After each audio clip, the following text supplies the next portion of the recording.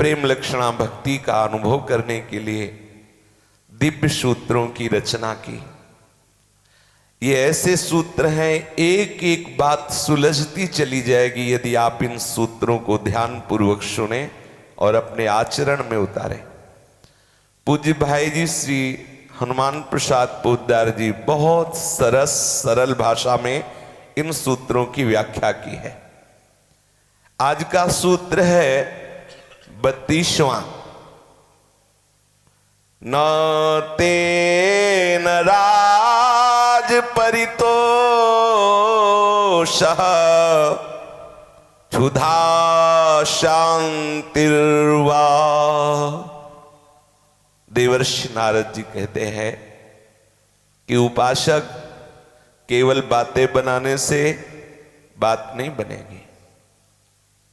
जैसे भोजन की केवल व्याख्या कर ऊपर का सूत्र ही पुष्ट करने के लिए जो 31वां सूत्र कल चर्चा हुई, राजगृह भोजनादिषु तथैव दृष्टत्वात्, उसी की पूर्ण दृढ़ता के लिए कह रहे हैं ना तेन राज परितोषः क्षुधा शांतिर्वा। बिना आप राजमहल में प्रवेश हुए केवल राजमहल का वर्णन सुन लेने से उस राज आनंद को प्राप्त नहीं होंगे। ऐसे ही भोजन की पूरी व्याख्या कर लेना, सुन लेना, ये हमारी क्षुधा निवृत्ति का कारण नहीं होगा। उसके लिए हमें बैठ के पाना होगा। केवल जान लेने मात्र से कि राजमहल ऐसा है, भोजन की प्रक्रिया ऐसी है, उससे हमारी तृप्ति होने वाली नहीं। इस 32वें सूत्र में कह रहे हैं कि हमने केवल राजमहल का वर्णन पढ़ लिया और सुन लिया, उससे हम वास्तविक राजमहल के आनंद को नहीं जान पाएंगे।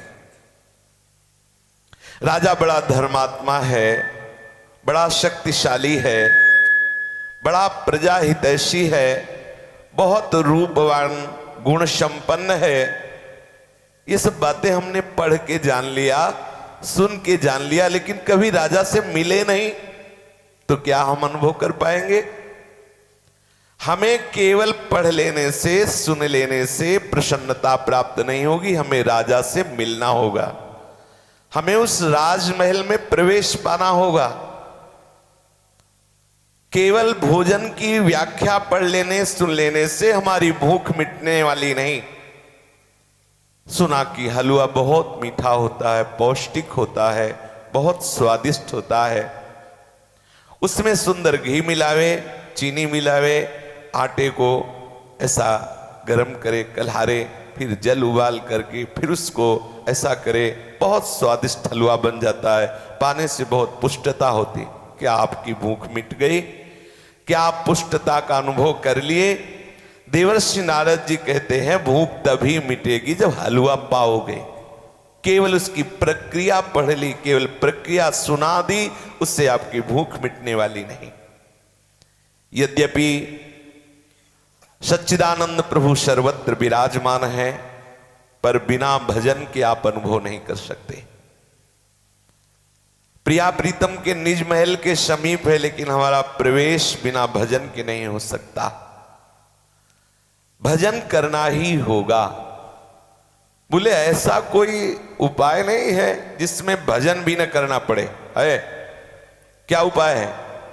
कुछ नहीं करोगे, कुछ नहीं करोगे। अगर भजन नहीं करोगे तो असत क्रिया भी नहीं करोगे तो जीवन मुक्त हो गए। करके देख लो, आप बिना किए रह नहीं सकते। अगर सत्क्रिया नहीं करोगे तो असत क्रिया करोगे, असत क्रिया करोगे तो अज्ञान अंधकार बढ़ता चला जाएगा और आप क्लेशित हो जाओगे। वास्तविक स्थिति तो यही है कि जो महापुरुष हैं वो कुछ नहीं करते, ना वो सत ना वो असत, वो अपने स्वरूप में स्थित रहते हैं। जैसे चुंबक के प्रभाव से लोहा में हिलन डुलन होती है, ऐसे आत्म तत्व के तेज से अपने आप सारे कार्य हो रहे हैं। यद्यपि आत्म तत्व उसका करता नहीं, चुंबक चाहता नहीं कि लोहा चले, ये चुंबक का स्वाभाविक प्रभाव है कि लोहे में चंचलता प्रकट हो गई। ऐसे ही जड़ शरीर से चेतनात्मक क्रियाएं दिखाई दे रही हो आत्म तत्व के प्रकाश से। उसके प्रभाव से। हमें क्या करना होगा? हमें श्री भाई जी महाराज कह रहे, रे मन हरि सुमिरन कर लीजे। केवल महल की बात कर लेने से, केवल भोजन की प्रक्रिया याद कर लेने से ना हम महल का वैभव अनुभव कर पाएंगे और ना हमारी क्षुधा निवृत्ति होगी। इसलिए हम निरंतर, पूज्य भाई जी महाराज कह रहे, निरंतर हरि के सुमिरन करने का नियम लो। सब संतों का एक ही मत है, हरि का नाम प्रेम सो जपो। हरिनाम रूपी रस का रसास्वादन रसेंद्री को करवाओ। बिगड़ गई है रसेंद्री, ये नाना प्रकार के स्वादों में फंस गई है, इससे नाम का स्वाद नहीं मिल रहा है। बीमार हो गई हमारी रसेंद्री। जहां भगवान नामामृत महान सुख स्वरूप, महान स्वाद स्वरूप है, वहां वो हमें कड़ुआ लगता है। हमारी रसेंद्री स्वाद नहीं ले पा रही है नाम का।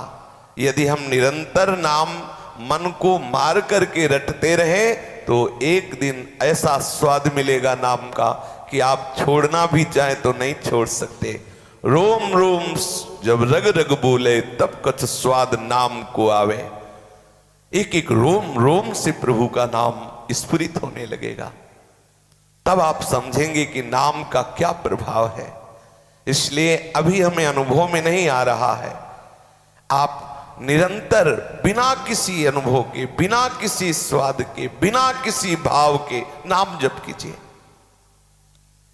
अगर कोई ये कि हमारा मन नहीं लग रहा, तो क्या उसका फल वैसे ही मिलेगा जैसा मन और श्रद्धा पूर्वक हम नाम जप करते हैं मन लगा के?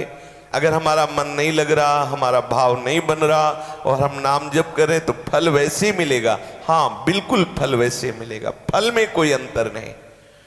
जैसे वस्तु का प्रभाव अपना स्वयं का होता है, तुम्हारे भाव से उसका लेना देना नहीं। जैसे आग, उसमें दाहिका शक्ति है। आप उसे प्यार से छुएं तो वो जला देगी, गुस्सा से छुएं तो जला देगी, कोई दूसरा छुआ दे तो आपको वो जलाएगी, क्योंकि इसका स्वभाव है दाहिका शक्ति। ऐसे ही नाम महान सुख स्वरूप है। भाव कुभाव अनख आलशहु, नाम जपत मंगल दिश दशहु। दशो दिशाएं तुम्हारे लिए महामंगल मोद प्रदान करने वाली बन जाएंगी यदि आप निरंतर हरि नाम स्मरण करेंगे। हरि को नाम प्रेम सो जपिए। अभी हमारे अंदर विषयों का प्रेम है, इसलिए नाम से प्रेम नहीं हो रहा। बिल्कुल चिंता न करें, हमें जैसे बने तैसे नाम जिह्वा से रटाना है, बिना स्वाद के, बिना भाव के, बिना किसी अनुभूति के। आप केवल नाम रटने का नियम लीजिए। नाम आपके हृदय में महामहिमा में ज्ञान, वैराग्य, प्रेम, लक्षणा, भक्ति प्रकाशित कर देगा। हरिगुण गाइए, प्रभु की लीलाओं का गायन कीजिए। सुनिए निरंतर, हरि चर्चा श्रवण में रुचि रखिए और हरि चरणन चित्त दीजिए। अपने चित्त से मुरारी पादार्पित चित्त वृत्ति से प्रयास करो हरि चरणों में चित्त को जोड़ने का। जैसा आपने पदों में श्री प्रियालाल का रूप सुना है, जैसा आप भावना कर रहे हैं, वैसे ही आप जोड़िए अपने चित्त को इनके रूप में। इनका रूप स्वयं प्रकाशित हो जाएगा। जब प्रकाशित हो जाएगा तो आपको प्रयास नहीं करना पड़ेगा, वो बस जाएगा आपके मानस पटल पर, आपके हृदय कमल पर प्रियालाल के विराजमान हो जाएंगे। आप खूब चरित्रों का गायन करें, प्रियालाल के चरित्रों के श्रवण करने में आसक्ति करें, रुचि करें, प्रभु के चरणारविंद की भावना में डूबने की चेष्टा करें, हरि भक्तन की शरण ग्रहण करें। अब हम खास बात, हरि से चित्त तभी जोड़ सकते हैं, हरि चर्चा सुनने में रुचि तभी हो सकती है, हरि नाम में रुचि तभी हो सकती है जब हमें संतों का संग मिले। जो हरि से प्रीति करने वाले भक्त जन हैं, इनका संग अवश्य अवश्य इस मार्ग में मिलना चाहिए। अगर संग नहीं मिलता तो आप देख लीजिए, आप शास्त्र स्वाध्याय करेंगे, कुछ मिनट उत्साह बढ़ेगा, फिर बैठ जाएगा। अगर हमें नियम से रोज सत्संग मिले तो हमारा उत्साह कितनी बार बैठा लेगी माया। एक दिन तो भक्ति का ऐसा तूफान आएगा, बह जाएंगे सब विकार। एक दिन ऐसी स्थिति आएगी। सत्संगति अत्यंत आवश्यक है।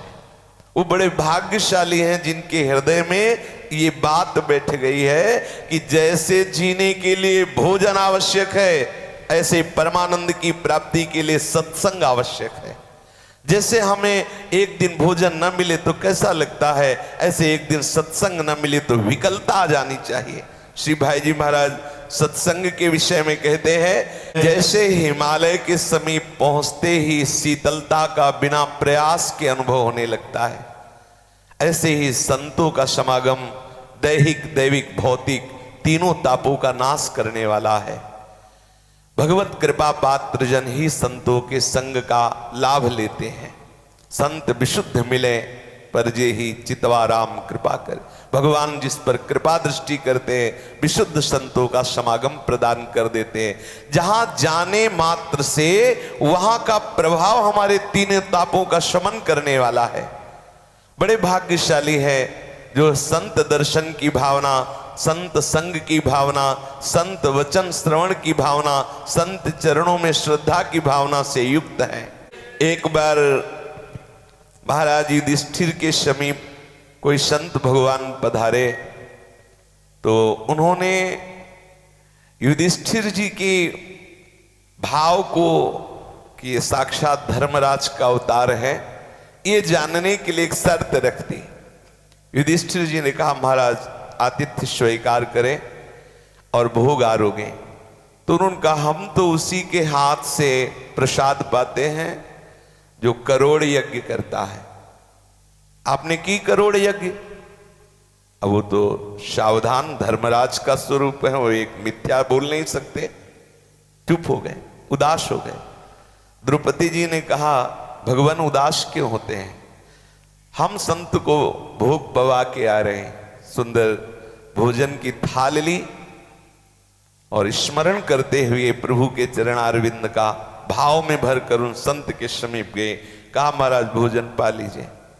उनका आपने हमारी शर्त नहीं सुनी कि करोड़ यज्ञ करने वाले के ही हाथ से हम पाते हैं। तो उनका, महाराज 1 करोड़ की बात क्या है, यहां तो न जाने कितने करोड़ यज्ञ हो गए। कैसे, कब हुई, कहां अनुष्ठान किया? बोले संतों की ही मुख की वचन है, संत मिलन को जाइए तजी माया अभिमान, ज्यों ज्यों पग आगे बढ़े कोटिन यज्ञ समान। महाराज यदि संत मिलन के लिए ये मैं और मोर तोड़ तय का भेद छोड़ करके भगवत भावना से भरा हुआ उपासक उनके प्रति पूर्ण श्रद्धा करके दर्शन के लिए जाता है तो एक एक कदम में उसे करोड़ करोड़ यज्ञों का फल मिलता है। जो अभिमान छोड़कर श्रद्धा भाव से दैन्य होकर संत दर्शन के लिए जाता है, एक एक कदम चलने पर उसे करोड़ों यज्ञ का फल मिलता है। महाराज आप तो करोड़ की बात कह रहे हो, यहाँ कितने करोड़ हो गए? बस बोले यही हम भाव सुनना चाहते थे, यही हम भाव सुनना चाहते थे। भाई जी कह रहे हैं, संतन निकट नित्य प्रति जाइए, हरि नाम मामृत पीजिए। संतों के समीप जाने से विश्वास कर लीजिए। अपने अनुभव की बात कहते हैं। पूज्य श्रीधर बाबा कालीदह में विराजमान थे, जगदीश बाबा के आश्रम में। जब वृंदावन आए तो भगवत कृपा से उनकी समीपता का सौभाग्य मिला। तो जब रात्रि में जाते 8 बजे चरण सेवा के लिए, आपको सच्ची कहते हैं, उनकी कुटिया में प्रवेश करते ही हृदय में मंत्र मशीन की तरह चलता, जैसे किसी ने मशीन फिट कर दी हो। और बस एकदम विकट अंदर से वृत्ति आती, सब छोड़ो, निरंतर नाम जप। क्योंकि बाबा बीमार अवस्था में भी माला नहीं छोड़ते थे। सुबह 3 बजे स्नान करके उनको बैठाल दिया जाता है ऐसे, और 1 बजे तक बराबर वैसे ही नाम जप। फिर उठते परिक्रमा को जाके दंडवत करते, 2 संत पकड़ के ले जाते, फिर ठाकुर जी की मंदिर की 4 परिक्रमा, फिर चरणामृत और तुलसी दल मुख में रख के फिर अन्य सेवाएं। एक क्षण कभी व्यर्थ, इतना परमाणु प्रतिपल हृदय में ही होता, केवल नाम जप करो, केवल नाम जप करो, ऐसी प्रेरणा होती। तो हरि नामामृत में जो डूबे हुए संत जन है, उनके संग से हृदय में प्रेम रंग जगता है। नीतिक धर्मिन संग रंग बढ़त नित्य नित्य सरस।